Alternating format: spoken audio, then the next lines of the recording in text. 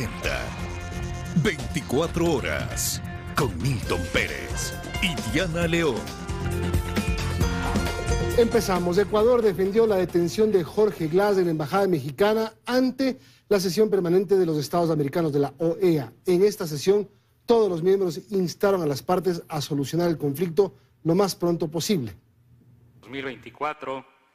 La señora canciller... Fue a las 14 horas de este martes que el Pleno de la Organización de Estados Americanos OEA se reunió para tratar la situación de Ecuador y México tras la detención del ex vicepresidente Jorge Glass. Por aproximadamente 30 minutos, los 32 Estados miembros escucharon al viceministro de Movilidad Humana de Ecuador, Alejandro Dávalos, y su justificación para que la fuerza pública irrumpiera en la sede diplomática.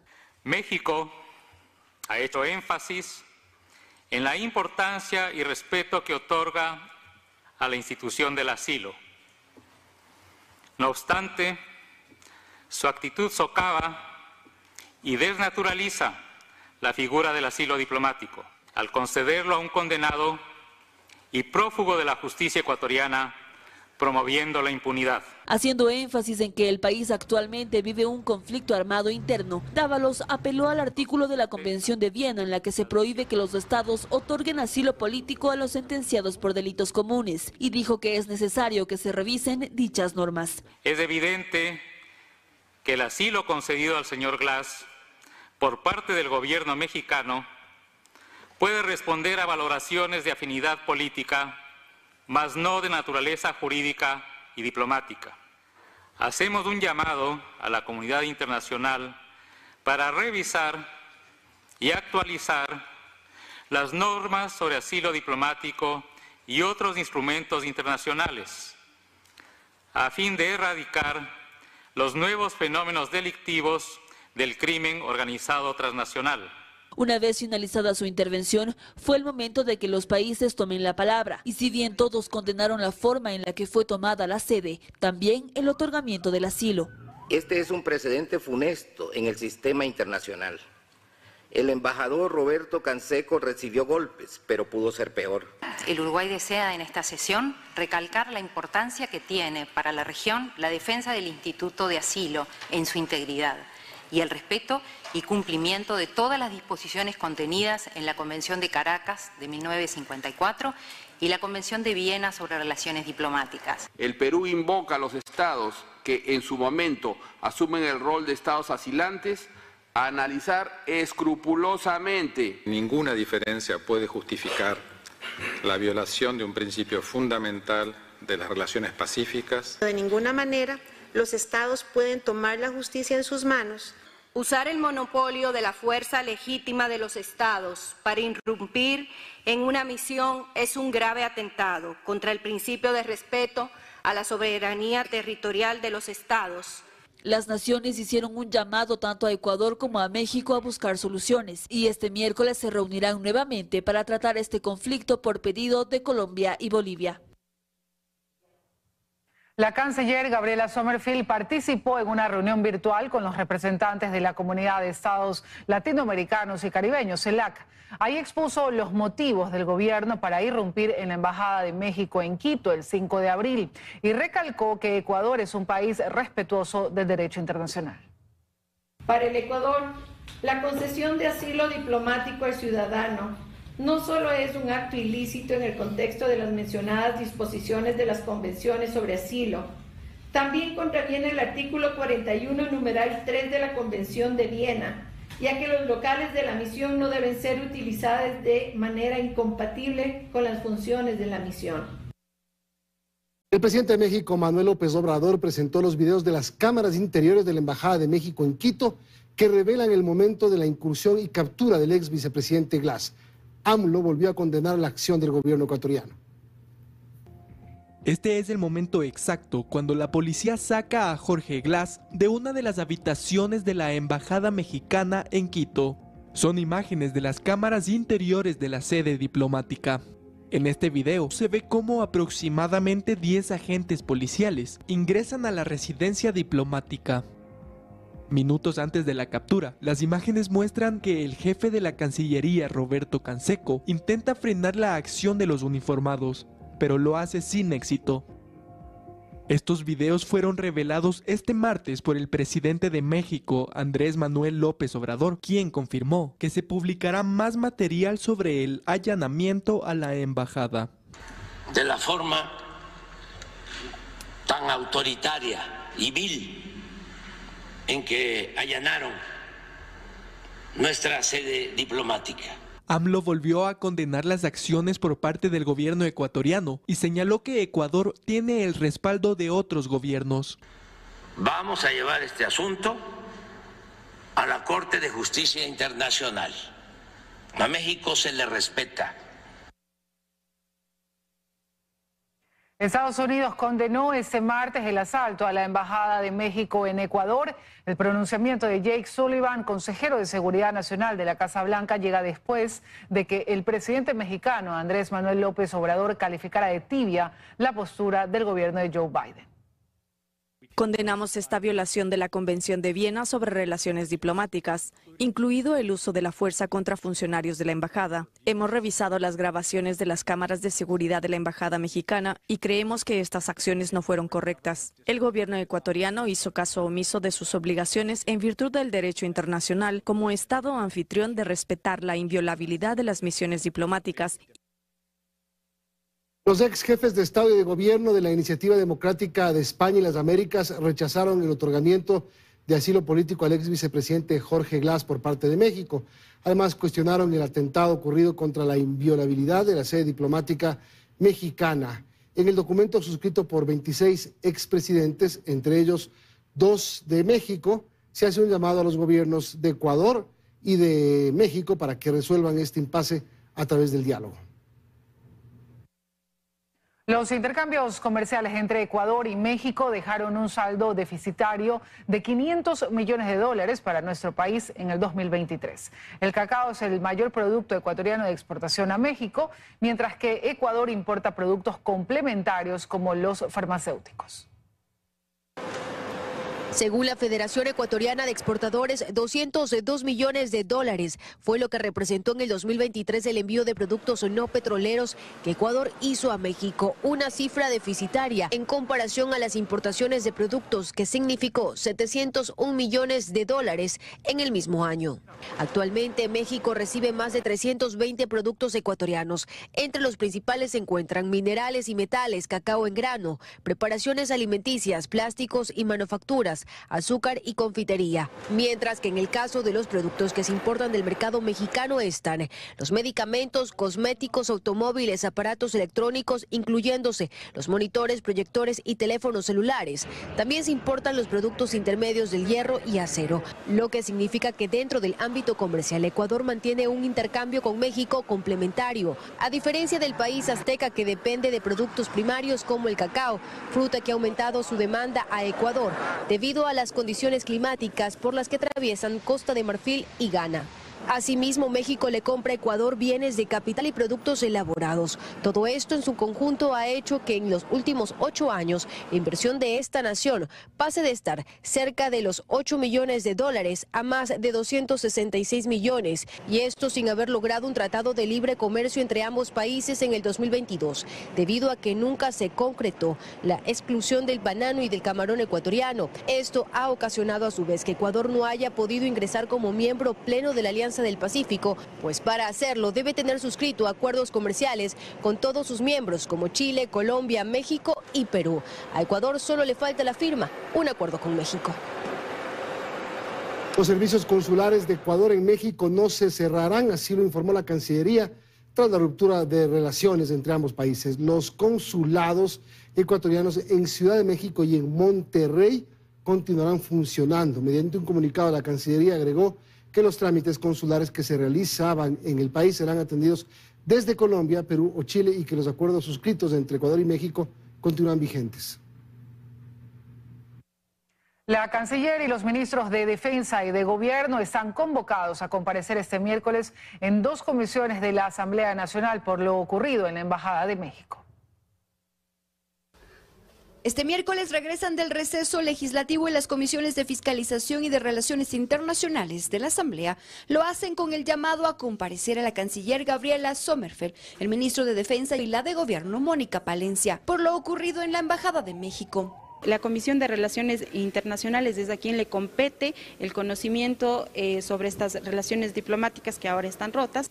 Yo creo que como legisladores tenemos la capacidad y la facultad y además la responsabilidad de saber cuáles fueron los entretelones de las decisiones. Pero el gobierno regresa a este segundo periodo legislativo con un aliado menos. Inés Alarcón, de la bancada de ADN, dice que no les preocupa ya no contar con los votos del correísmo, porque hubo leyes que ya se aprobaron sin su apoyo. Pero sí esperamos, y la ciudadanía sobre todo espera, que la bancada de la Revolución Ciudadana fije sus objetivos en el bienestar de la ciudadanía. La tarea ahora será recomponer una nueva mayoría legislativa. El Partido Social Cristiano al menos ha dicho que mantiene su posición. Construye en cambio, dice que solo tiene una línea roja. Es la línea roja el correísmo. No pactaremos, no nos sentaremos a conversar con ellos porque nosotros consideramos que ellos no son una fuerza democrática. Luisa González, líder de la Revolución Ciudadana, rectificó la postura del correísmo y dice que la puerta de su bancada no estará totalmente cerrada. ¿Contará con los votos de la Revolución Ciudadana? Entonces sí van a votar con el gobierno cuando siempre y cuando nosotros siempre vamos a estar con el pueblo ecuatoriano. Están modulando el discurso del sábado acá. No. Claro. Nosotros estamos en la oposición porque hasta ahora no estamos viendo que resuelva los problemas de fondo del país. Los asambleístas independientes han decidido respaldar al gobierno. Miramos cada tema y si consideramos que es necesario, conveniente para el país, lo apoyamos. Las fuerzas políticas en asamblea se medirán ahora el momento de votar. El ex vicepresidente Jorge Glass volvió la mañana de este martes a la cárcel La Roca tras superar un problema de salud ocasionado por no ingerir alimentos. Según el SNAI, el Servicio de Atención a Personas Privadas de Libertad, que confirmó que Glass estuvo desde la tarde del 8 de abril en el Hospital Naval en Guayaquil y que luego de presentar parámetros de salud aceptables y dentro de rangos de normalidad fue dado de alta.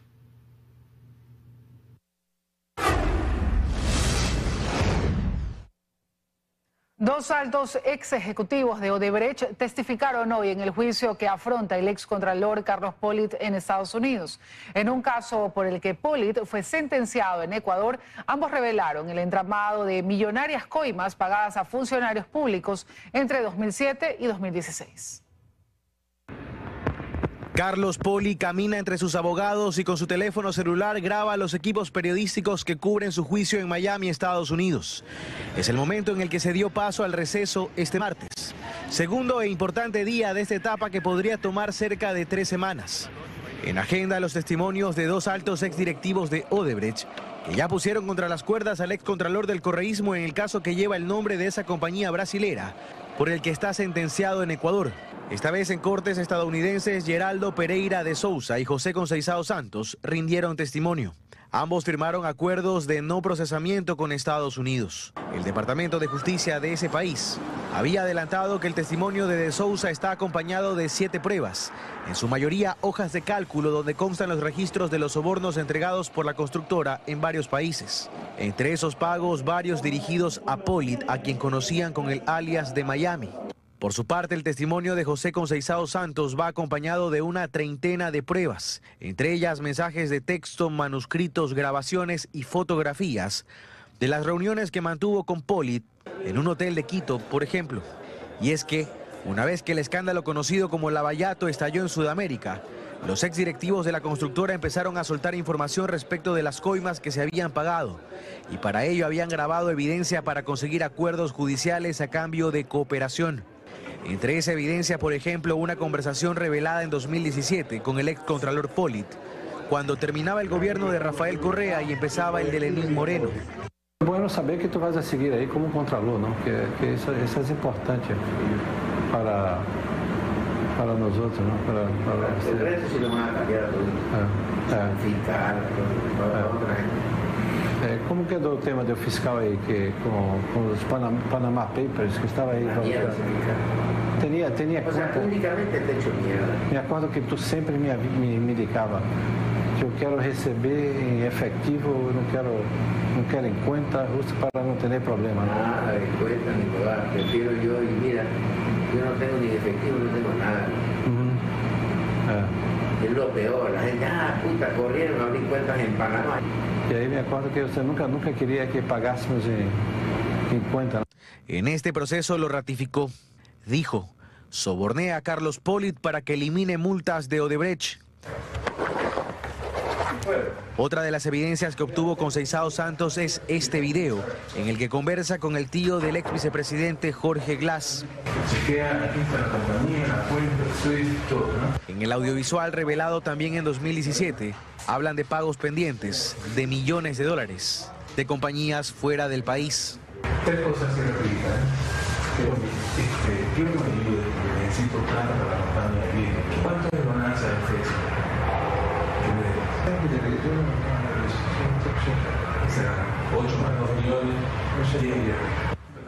Los testimonios de ambos también fueron parte clave del caso Sobornos 2012-2016, que sentenció al expresidente Rafael Correa y a parte de la mesa chica de su gobierno.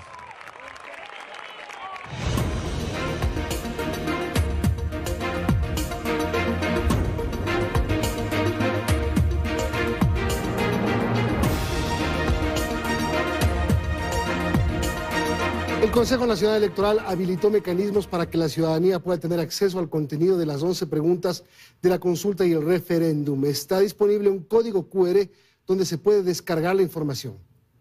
Vamos a elegir el Ecuador que queremos. Que los ciudadanos lleguen a las urnas informados es el objetivo del Consejo Electoral mediante la campaña de socialización del contenido de las 11 preguntas que usted recibirá en la papeleta este 21 de abril. Para ello, además de la difusión de información en medios tradicionales y redes sociales, el CNE ha colgado el contenido en su página web. Para acceder, usted debe ingresar a la página www.cne.gov.es/conoce las 11 preguntas. Allí se le desplegará el contenido. La ciudadanía se informe a través de los canales oficiales sobre los contenidos y el planteamiento de las preguntas. A la par, el Consejo habilitó este código QR para que de forma más sencilla la ciudadanía con su celular pueda escanearlo. Y este enlace le llevará a los detalles de cada una de las preguntas de consulta y referéndum, así como sus anexos. En este enlace también podrá visualizar el diseño de la papeleta, la que recibirá el día de la votación. En todo esto trabaja el CNE para que los detalles estén a punto a poco más de una semana. He hecho una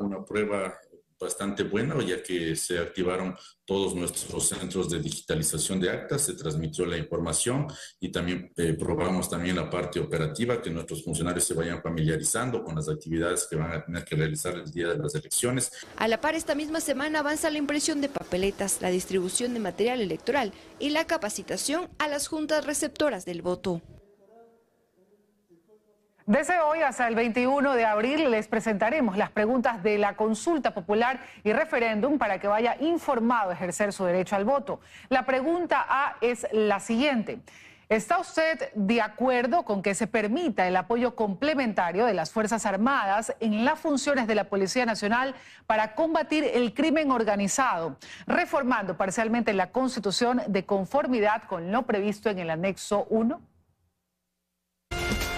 Seguimos, amigos. 9 supuestos integrantes de una organización delictiva fueron detenidos en un enfrentamiento con militares en el sur de Quito. Como saldo, además, uno de los involucrados resultó herido. Es este el preciso momento en que el bloque de seguridad conformado por la Policía Nacional y Fuerzas Armadas finalmente logran con la captura de 9 sujetos sospechosos de pertenecer a una organización terrorista. Según las autoridades, la persecución inició en el sector de Tambillo, esto al sur de Quito, y culminó con un enfrentamiento entre los sospechosos y militares. Estamos frente a una organización delictiva que se dedicaba a la estafa, robo a personas y asimismo estaba dedicado al almacenamiento de material explosivo, que es lo que nosotros hemos encontrado aquí en este inmueble. El comandante de la Policía Nacional de la Zona 9 se refiere a este inmueble, lugar donde además se encontraron armas de fuego, entre ellas un fusil, material explosivo, dinero en efectivo, equipos tecnológicos, 3 motocicletas y un vehículo. Y no descartan que en este caso estén involucrados otros sujetos, así como otros inmuebles. En el inmueble que nosotros al momento nos encontramos se les concentraba a estas personas para pedirles o presentarles la cantidad de dinero que al captar los robaban. Utilizan la denominación de $20 en la cual únicamente constan en la superficie de este paquete. Bajo esta denominación únicamente nosotros tenemos papeles. Entre los 9 detenidos están 3 de nacionalidad colombiana, uno es venezolano y hay 5 ecuatorianos con antecedentes. Al momento de la intervención, uno de los sujetos habría intentado escapar y resultó herido. La recomendación a la población, si tienen algún tipo de información aledaña a sus lugares, a sus hogares, sea dada a conocer en forma inmediata. Estos operativos son parte de las acciones del gobierno nacional que continúan contra los grupos criminales.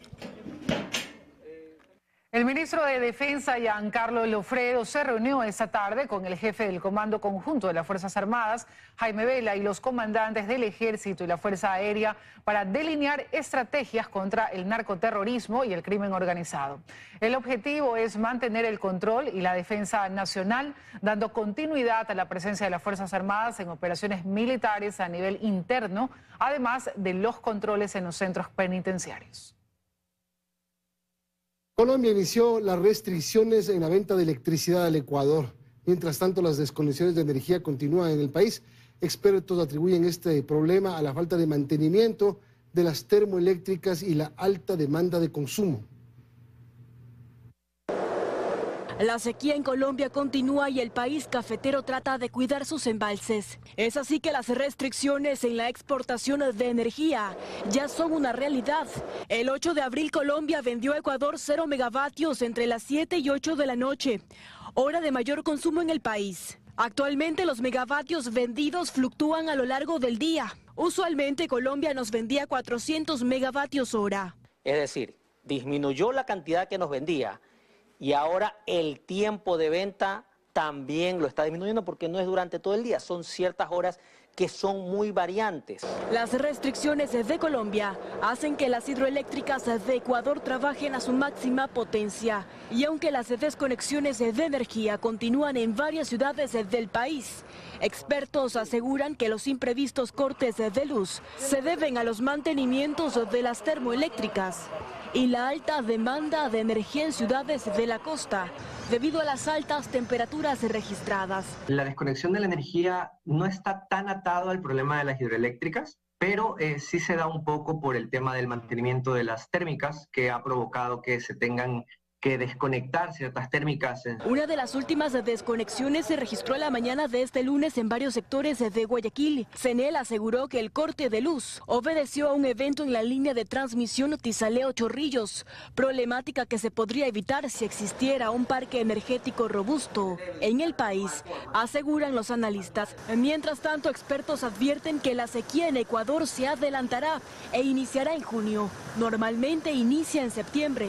Analistas del tema exhortan al Ministerio de Energía a tomar las precauciones del caso para evitar el regreso de los apagones programados. El presidente Daniel Noboa presentó el plan de vivienda a través del cual espera entregar hasta enero de 2025 45.000 viviendas, entre ellas 2.000 que serán subvencionadas al 100% para quienes tengan terreno propio. Este proyecto arrancará en mayo en zonas vulnerables. El presidente Daniel Noboa llegó la mañana de este martes hasta la parroquia de Conocoto, al suroriente de Quito, pues allí se construirá el primer proyecto inmobiliario del plan de vivienda que impulsa su gobierno, denominado Mi Linda Casa. Tener casa es el sueño de toda familia y lastimosamente es un sueño muy difícil de alcanzar en un país como el nuestro, que tenemos que hacer el máximo esfuerzo hasta que cada una de ellas tenga la dignidad, tenga una casa. El programa está conformado por 5 ejes, entre ellos una inversión de $130 millones con colaboración de la CAF para que los gobiernos autónomos descentralizados puedan actualizar su catastro e identificar zonas en donde se pueden llevar a cabo proyectos de interés social. Brindaremos 6.000 créditos para vivienda, además beneficiaremos a 45.000 personas con viviendas 100% subvencionadas y con arrendamiento social para emergencias. También entregaremos 12.000 títulos de propiedad para regularizar el uso de suelo en el que han vivido por años con la incertidumbre de que algún día podían arrebatarles por la falta de un documento legal. Vamos a arrancar este primer semestre, a partir de mayo empezamos ya las contrataciones a nivel nacional, tenemos levantado estos 2.000 beneficiarios para conseguir estos proyectos. Y posterior tenemos las urbanizaciones, vamos a lanzar 7 proyectos a nivel nacional. Desde el sector de la construcción recuerdan que hay beneficios para quienes desarrollan proyectos inmobiliarios de interés social. Hay una devolución del IVA sin importar con qué IVA se hubieran adquirido los materiales. Ya el MIDUB ha hecho el reglamento, esperamos que el reglamento del SRI sea expedito. El presidente también indicó que se realizarán reformas legales para que los hijos de víctimas de femicidio puedan tener casa propia. En el país hay un déficit de 650.000 viviendas. Uno de los trabajos con más antigüedad en Zaruma, provincia de El Oro, es la minería. Esta actividad es una de las principales fuentes de economía para cientos de familias en este cantón. Pero detrás de este trabajo existen algunas dificultades a las que los obreros se exponen día a día. La minería ha sido parte de la historia y la economía de Zaruma por muchos años. Este trabajo envuelve mucho esfuerzo físico, pero también lo rodean algunos peligros. Pero para las personas que trabajan en este oficio ya es parte de sus vidas. Aquí tenemos un nivel hacia la superficie de unos 40 metros. Mientras vamos ingresando, nos vamos internando más a la montaña, ¿no? Mientras avanzábamos, en algunos tramos la luz es escasa, existe lodo y charcos de agua, lo que genera que la tierra sea resbalosa y provoque un poco de inestabilidad al momento de caminar. Pero también existen otras dificultades a los que estos mineros se exponen poco a poco. Una de ellas son los desprendimientos de rocas. O sea, una vez que uno ingresa a la mina, estamos expuestos a cualquier peligro. Un deslizamiento, una caída de roca, o de pronto un resbalón. Una vez que ingresamos a la mina, se nos queda todo. Acá es otro mundo, es otra vida. Siguiendo el recorrido dentro de la mina, mientras más avanzamos, el tema de la altura de la mina empieza a ser mucho más bajo, por lo que tenemos que ir prácticamente un poco más agachados. El dolor de la columna y las piernas se empieza a sentir. Luego de 20 minutos de caminar, llegamos al sitio donde este grupo de mineros empiezan a trabajar utilizando martillo y cincel. Carlos nos cuenta cuántos sacos llenos de roca al día colocan en estos vagones y cuál es el material que se puede extraer. 100, 200, según lo que se saque de abajo, según la producción de la barrenación. Es lo que se lleva al molino para producir el oro. Este tiene plata, cobre, zinc, algunos materiales. ¿Cuántos años tienes siendo minero? Como unos 40. Toda la vida he trabajado en la mina. ¿Lo dejarías en algún momento? No, porque eso es lo que se hace. Pero Dios sabe si volverás a salir. ¡Avisa! ¡Avisa! En esta mina trabajan alrededor de 30 personas. Al día realizan de 6 a 8 viajes con estos vagones, sacando estas rocas que contienen algunos minerales. Para la mayoría ya es una costumbre convivir con algunas dificultades, pero dentro de este lugar se forma una segunda familia, donde todos tienen el mismo deseo, poder entrar y salir de estas minas sin que sea el último viaje que realicen. Increíble actividad. Vamos a cambiar de tema. Altas temperaturas enfrentará el país hasta el 12 de abril, según el Instituto de Meteorología e Hidrología, el INAMI, sobre todo en la región litoral e insular. María Mercedes Pesantes nos tiene más detalles. ¿Qué tal, compañeros, amigos televidentes? Así es, según el Instituto Nacional de Meteorología e Hidrología INAMI, hasta el 12 de abril se presentarán altas temperaturas en el país. Revisemos por regiones. En la costa, las temperaturas más altas se registrarán en Manabí, Guayas y El Oro, con temperaturas que podrían superar los 35 grados, con un nivel muy alto de radiación ultravioleta. En la sierra, en cambio, las más altas temperaturas se registrarán en Imbabura y Pichincha, donde también la temperatura podría superar los 35 grados, pero con un nivel de radiación extremadamente alto. Además, el INAMI indicó que en la sierra se podrían presentar ráfagas de viento de entre 20 y 40 kilómetros por hora en zonas del valle y alta montaña. Revisemos cómo estará la temperatura en la región amazónica. Aquí serán las provincias de Sucumbíos, Orellana y Napo las más afectadas por altas temperaturas, que oscilarán entre los 32 y 34 grados y un nivel alto de radiación. Expertos dermatólogos recomiendan usar bloqueador solar, cubrirse el cuerpo lo más posible y durante las 10 de la mañana hasta las 3 de la tarde no exponerse al sol, que es cuando la radiación está en su punto máximo. Esa es la información, compañeros, amigos televidentes.